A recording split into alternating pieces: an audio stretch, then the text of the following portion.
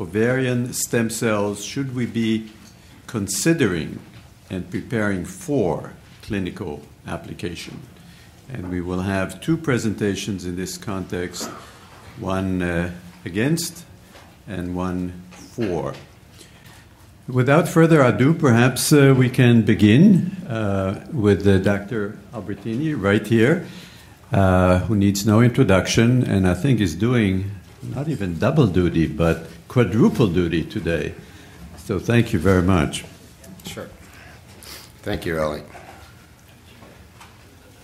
Okay.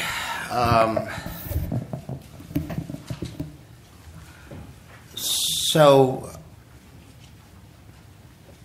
you know, the whole field of regenerative medicine, when it unfolded, a good 15 years ago now, I think, had as its basis, and I think we heard this morning, the idea that regeneration of tissues could be something that we could achieve if only we understood better how to manipulate stem cells in one direction or another. And I think probably one of the first areas of hand-waving that went on was to think about, the aging body, the aging organs, and as cells get old, we know they not only die off, but they get crusty, they undergo changes in protein turnover, changes in gene expression. Really this concept of ovarian stem cells as a way to potentially reactivate the aging ovary gathered quite a bit of attention based on a paper that was published in 2004. So what I'd like to do is at least bring us up to speed, because as many of you know, just in the last few weeks there was a very remarkable paper showing that not only embryonic stem cells, but induced pluripotent stem cells could actually be used to completely regenerate the cycle of oogenesis in the mouse. So, what I'm hoping we might cover in the course of this is, to really begin to think about how stem cells could be used. What are the options that are on the table at this point, at least based on the animal evidence, that might allow us to think about employing stem cell technology to regenerate or rejuvenate the ovary. Perhaps review what some of the claims are that have been made based on animal studies and where appropriate in the human. What the realities are today in terms of what the data is showing us, and have a look at the possibilities for the future. And I'm going to come down on the side that while some of the recent discoveries do hold a lot of promise, that trying to translate the animal studies on ovarian stem cells into a clinical dimension may be premature at this point. Okay, so there are some questions that have made this field so interesting, and they have to do with, first of all, why are we discussing the ovary today?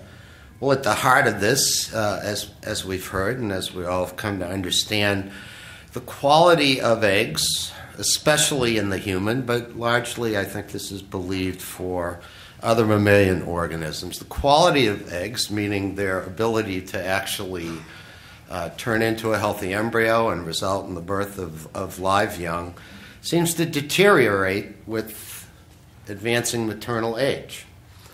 And one of the interpretations of this that's been put out there is that the eggs that are left in the ovaries of older animals or older people maybe lack some fundamental attributes. And the focus of attention, interestingly, has been on the mitochondria specifically in this area. And if we could identify what the lesions are, what the deficiencies are that emerge over the course of the aging of mammalian eggs, then perhaps we could reverse or delay the elimination of ovarian follicles, which is the natural course of aging in the ovary, where after a reproductive lifespan and the utilization of the ovarian follicle reserve, you're essentially left with a fibrotic remnant of what was once a lovely store of follicles from which eggs could be born. So that's kind of, the basic biological element that we'll try and address today. And this has been, I think, accepted, adopted in the mindset of regenerative medicine that if there were some way to accomplish this, then we'd be in a position to extend the reproductive lifespan of animals, maybe people someday. There are real clinical conditions that should motivate us to move this forward, because not all women can have a complete reproductive lifespan for reasons that we're going to hear about in terms of certain genetic predispositions. For reasons that we've heard about a bit already, there are so many women now that are surviving cancer treatments. They are undergoing radiotherapy, they're undergoing chemotherapy, conditions that would normally be gonadotoxic. And certainly these are, categories of health conditions, whether you are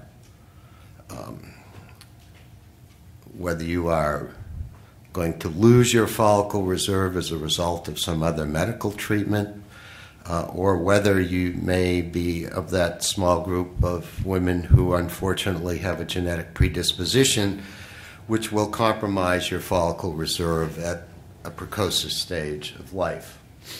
So there certainly, I think, are some very legitimate reasons to be moving this kind of research forward. If there were a curative potential or a way to reestablish fertility in women who are going to be subjected to a premature loss of their fertility, this would be, really quite an important therapeutic accomplishment.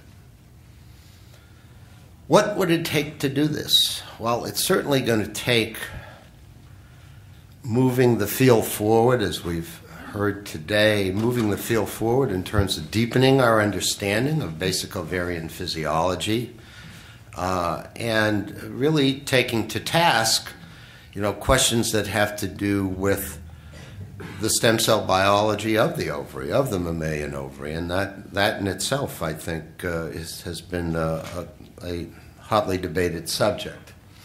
And in the end, I think we have to ask, is it really worth it? Okay, and by that I mean not necessarily what the cost of such treatments might be at the end of the day, but with what level of certainty, as Arthur Kaplan said, I mean, almost all of the procedures that we introduce in the field of ART will have risk associated with them until we do the experiment in the human. So, in the end, the idea, if there is to be a clinical application for this, is truly to recapitulate the entire process of oogenesis and build this really remarkable cell, which is no small feat in and of itself. And I will argue with you today that the process of building a human egg may be far more complex than it appears to be in that of the animal model systems that are creating so much promise and so much hope. So, really, the field of using stem cells to make female gametes is a fairly young one, especially with respect to the use of stem cells of known origin, those being either embryonic stem cells or induced pluripotent stem cells. And this is just a one of a series of reviews from Seto's group, which is a group that's really led this effort over the years. And as many of you know, in 2012, they published in Science the very first paper to show that it was possible to take iPS cells and ES cells into at least the first steps of the voyage through gametogenesis in the female. It was a lovely piece of work that they and others have built upon now, which really have given us some exciting leads for manipulating the genetic program, whereby a stem cell could be reintroduced, if you will, into a meiotic, like as our primordial germ cell-like cell, as they were called. And that original work from Seto and others highlighted a very, very important feature of the process of oogenesis that was not unexpected based on some of the earlier studies of EPIG, but it told us the following. Because once they created these primordial germ-like stem cells, this was work in the mouse, again in the 2012 paper, they found that the recombination of these germ cell-like cells with a certain kind of ovarian somatic cell was required to initiate, maintain, and extend the whole process of oogenesis. And they did this in a series of very clever experiments where they took their PGC-like cells and co-cultured them with either stromal cells that were taken from fetal ovaries in mice, E19, newborn neonatal cells, or cells from 21-day-old animals. And what they recognized early on was that if any of these cells were to re-enter meiosis and form follicle-like structures, the only ones that were, shall we say, conducive to de novo follicle formation were the ones that came from the newborn mouse ovaries. Which is, I think, a telling point, because it immediately suggested that whatever we could initiate with stem cells, it would be difficult to recreate the events of oogenesis, the early events of oogenesis, and in particular the process of building a follicle, unless there were a compatible and a time-matched stromal cell population or somatic cell population with which those cells could interact with. And if we fast forward to this past August, this same group really shed more light on the importance of these, really of defining an appropriate niche for promoting development of oogenesis in a dish. And what they showed in these studies were that as long as, and in this case, rather than using stem cells, they actually isolated primordial germ cells from E10, E12 mouse ovaries. So here we're backing away from stem cells, but nevertheless this was a critical step forward in the field. If they isolated primordial germ cells and again co-cultured them with the correctly aged somatic cells, these structures would in fact reassociate with one another. They would form over a period of several weeks, form follicles that were able to respond to gonadotropin. They performed in vitro maturation, fertilized these, and demonstrated that a small fraction of the eggs that were derived with this procedure were capable of generating embryos. And after transfer, interestingly, they had to transfer these embryos at a very early stage of development rather than culture them, but they were able to generate a small number of live pups that they ended up rebreeding and demonstrating that they had apparently normal fertility. So this study, which really foregoes the next one that I'm going to talk about, set the stage by defining, at least in a mouse reconstituted system, again, not with stem cells, but with pure primordial germ cells.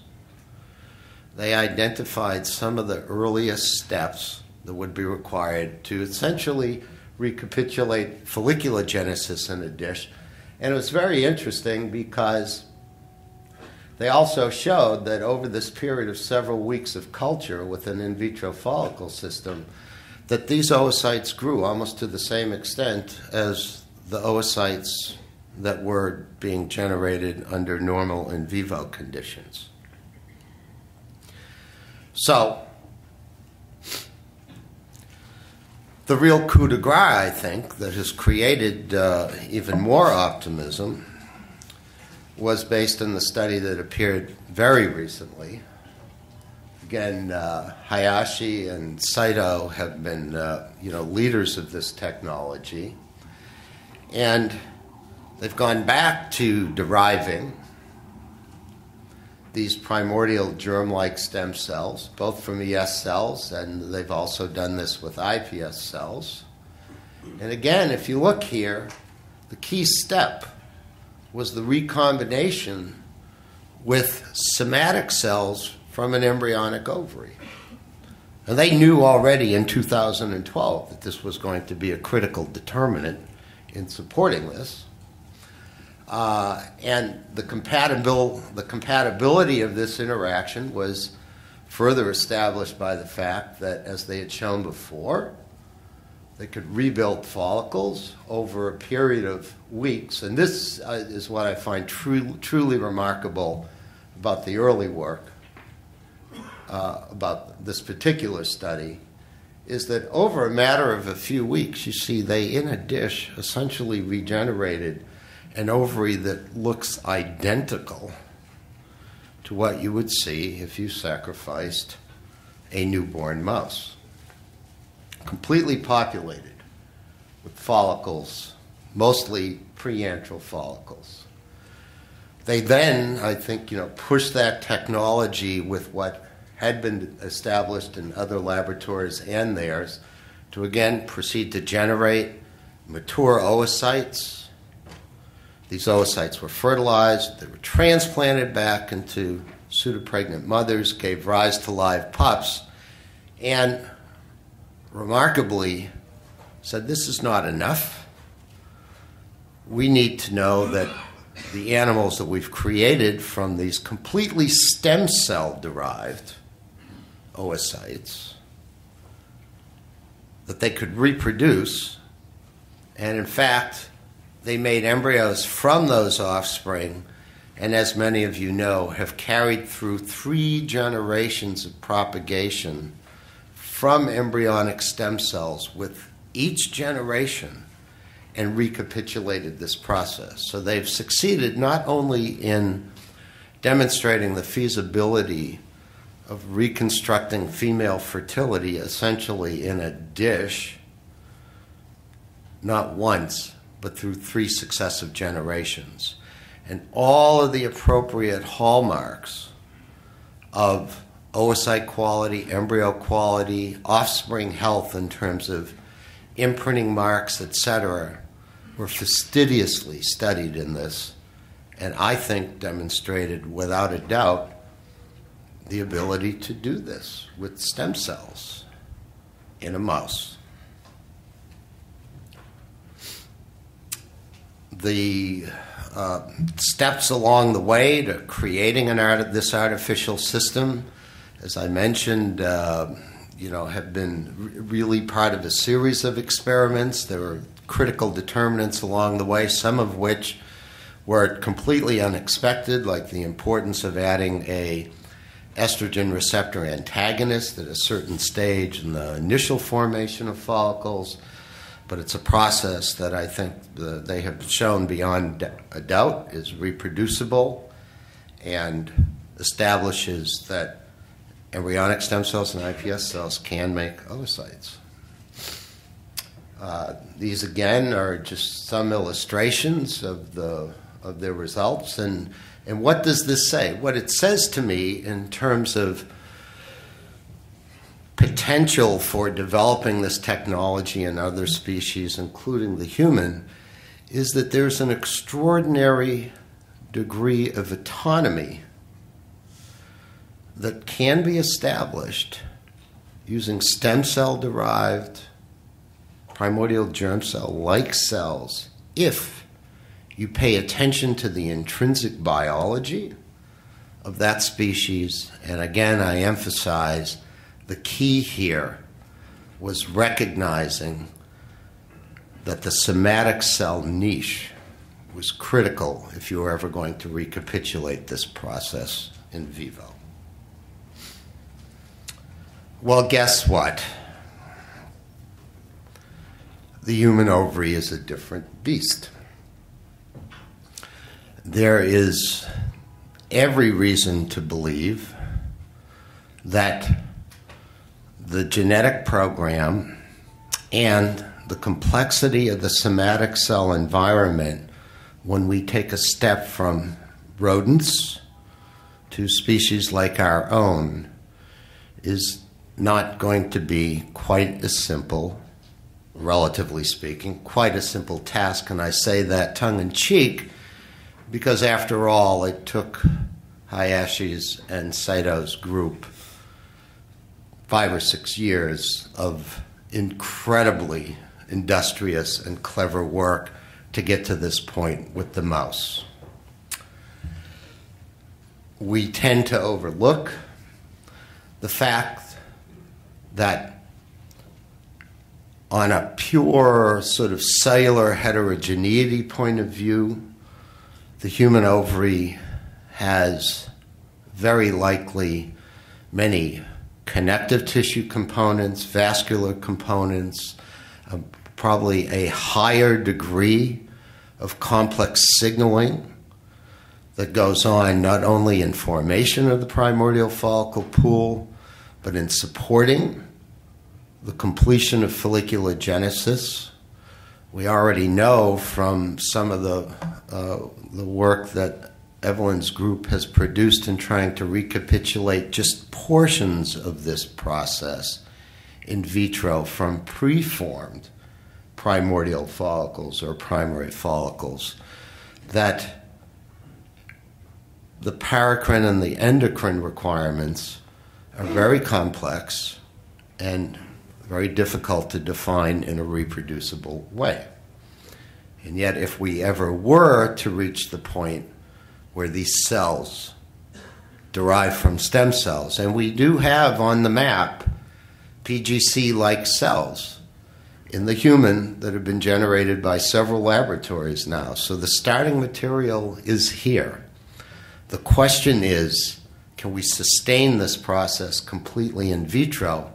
And if we are able to ultimately produce an oocyte, will it be something that we would want to subject to the rigor of standard laboratory practice in generating an embryo? So the reason that I would argue it's premature is that the human ovary and the human follicle is a much more complex niche.